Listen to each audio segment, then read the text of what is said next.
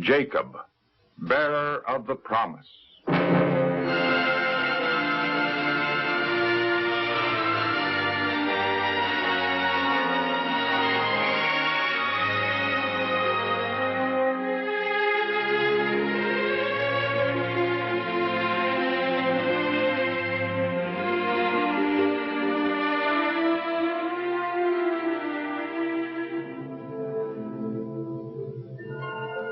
Almost 4,000 years ago, a man named Abraham heard the call of God and left his home in Haran to come to the land of Canaan.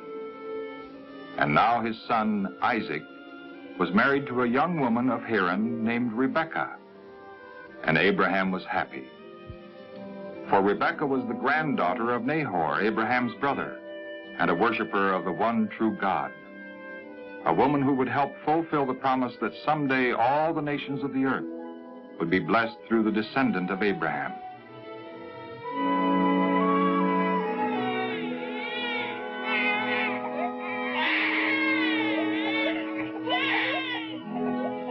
The years passed, and God blessed Isaac and Rebekah with twin boys.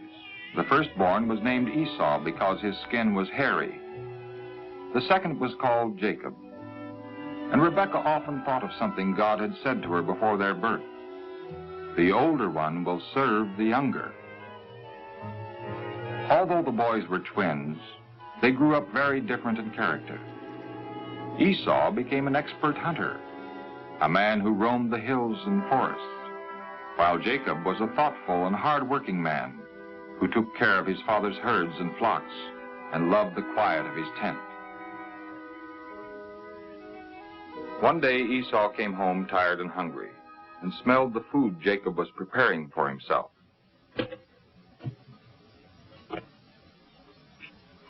Let me have some of that right away, Jacob. I'm about to die of hunger. I will. You will sell me your rights as the oldest son. As the firstborn son, Esau was to become the head of the family after Isaac's death, and also the ancestor of the Messiah.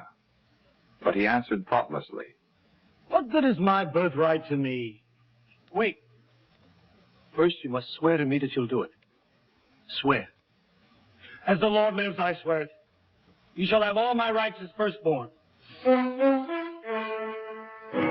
In this way, Jacob gained the rights of his older brother, and he was glad, because he saw that all the promises which God had made to Abraham would now belong to him and to his own family.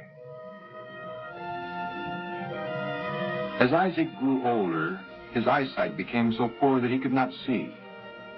Fearing that he might not live much longer, he decided the time had come to give his firstborn son the blessing which would place Esau at the head of the family.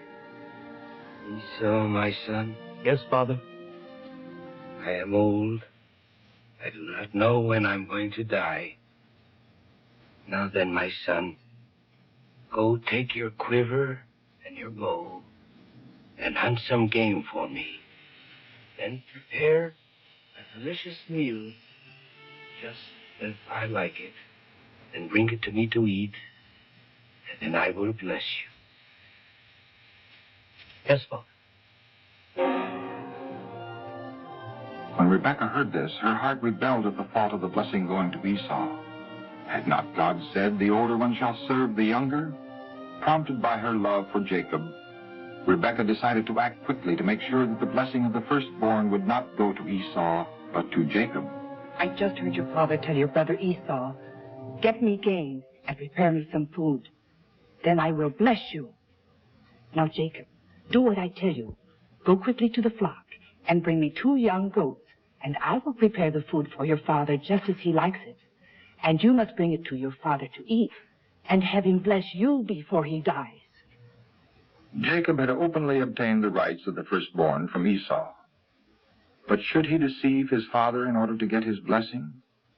In his heart, Jacob was troubled, but he expressed only one fear. Mother, you know that Esau is a hairy man while I am smooth. Suppose my father touches me, and I'll bring a curse on myself instead of a blessing. Let any curse that can fall on you be on me. Just do as I say and go. Get the goats for me.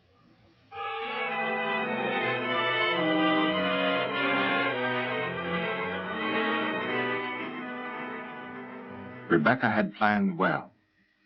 She put Esau's best clothes on Jacob and fastened pieces of goatskin on his hands and neck so that they were no longer smooth.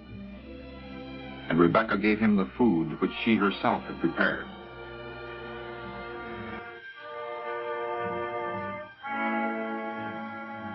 At first, Isaac had some doubts as to who was in the room. The voice was like Jacob's, but when Isaac felt the hairy hands and noticed the smell of the fields on his garments, then he believed that this was really Esau, his oldest son, and he gave Jacob his blessing. May God give you the dew of heaven and the fertile places of the earth, with plenty of grain and wine.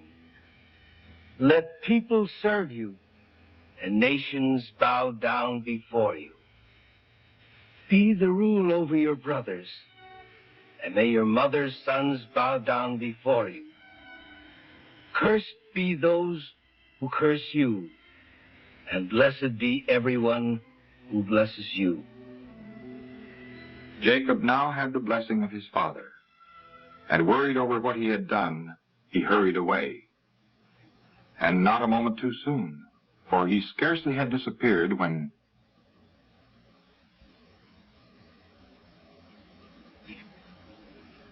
My father, here is the game I prepared for you, that you may bless me.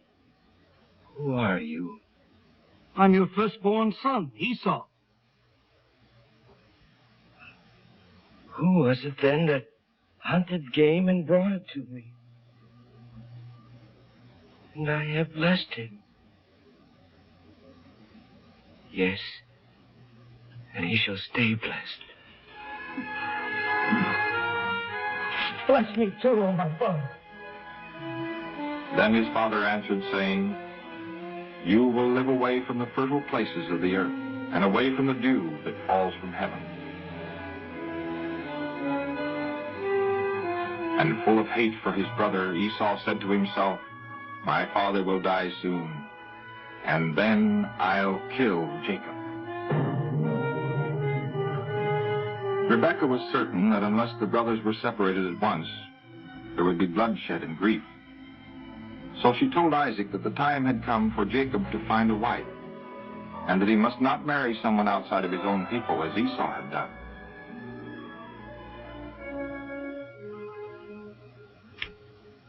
Do not marry any of the women of Canaan, but go to the plain of Syria and marry a daughter of Laban, your mother's brother.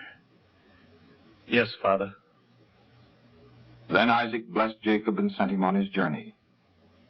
Now Jacob would be safe from Esau's anger, but his leaving meant that Rebekah might never see her beloved son again.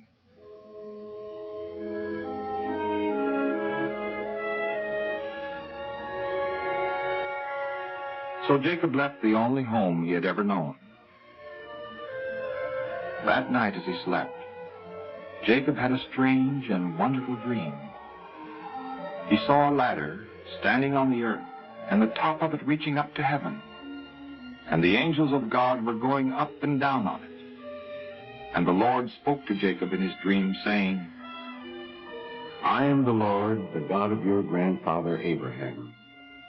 The land on which you are lying I will give to you and to your descendants.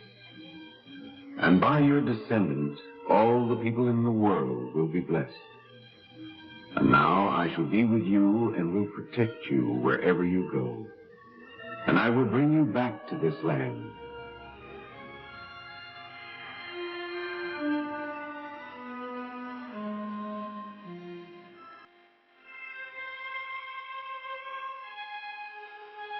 Surely the Lord is in this place. I didn't know. Oh, what? It's nothing less than the house of God. And here, it's the gate of heaven.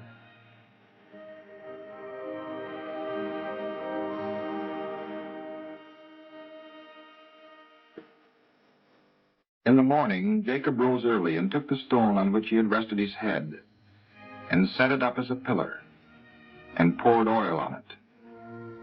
And Jacob made a solemn vow to the Lord.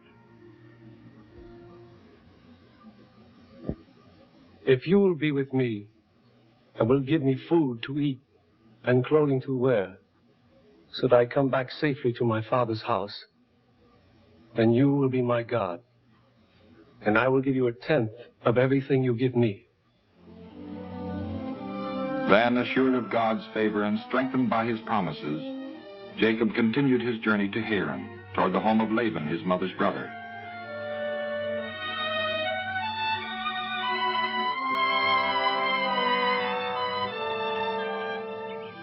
And when Jacob at last arrived in Haran, he saw some shepherds resting by a well, and he asked them about his uncle. Laban, the grandson of Nahor? Yes, we know him. Is he well? Yes, he's well. See, here comes his daughter Rachel now to water his sheep.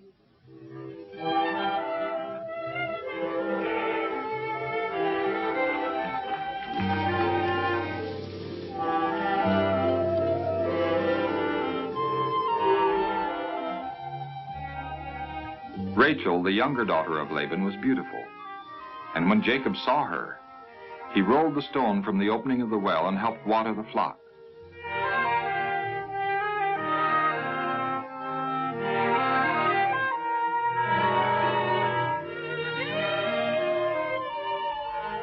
Then Jacob told Rachel, "I'm Rebekah's son." And she hurried to tell her father so that he would come out to welcome Jacob.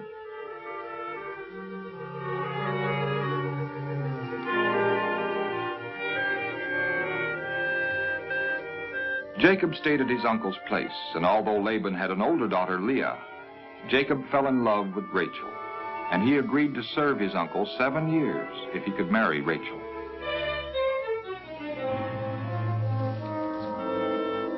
But because Laban wanted to have his older daughter married first, he tricked Jacob.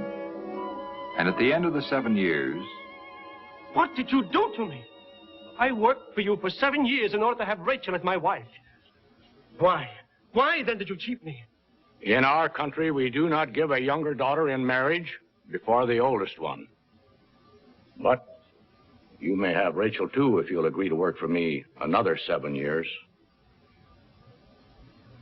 So Jacob, who had deceived his father, was now learning how painful it is to be deceived.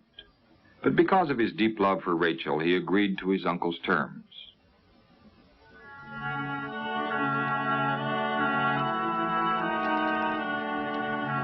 As the years passed, Jacob prospered greatly. The Lord gave him a large family and many flocks and herds. But still his heart was not at rest. He longed to see his homeland again, to make peace with his brother Esau. So, with his family and his servants and all his flocks, Jacob journeyed from Haran and crossed the Jabbok River, where they camped for the night. 20 years had passed since Esau had threatened to kill Jacob. What if Esau had not forgiven him for taking his blessing? The night before he met his brother, Jacob turned to the Lord in prayer and wrestled with him until daybreak. Because Jacob firmly clung to God in faith, God told him, "Your name will be Israel, for you have fought with God and have won." But in the struggle, Jacob's hip was injured, and from that time on, he walked with a limp. In the morning, Jacob hurried ahead to meet his brother, to whom he had already sent gifts with which to win his favor. And when Jacob saw Esau approaching, he bowed low 7 times to show his desire for his brother's love and friendship.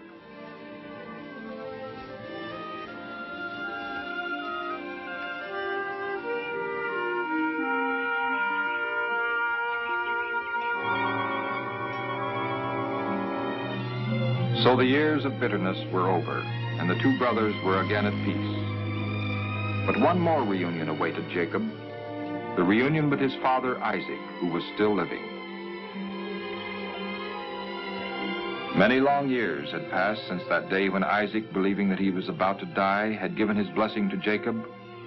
But now, with Jacob before him, safe at home again, with a family and great possessions, Isaac felt certain that God's will had been done, and that his son Jacob was indeed the rightful bearer of God's promise.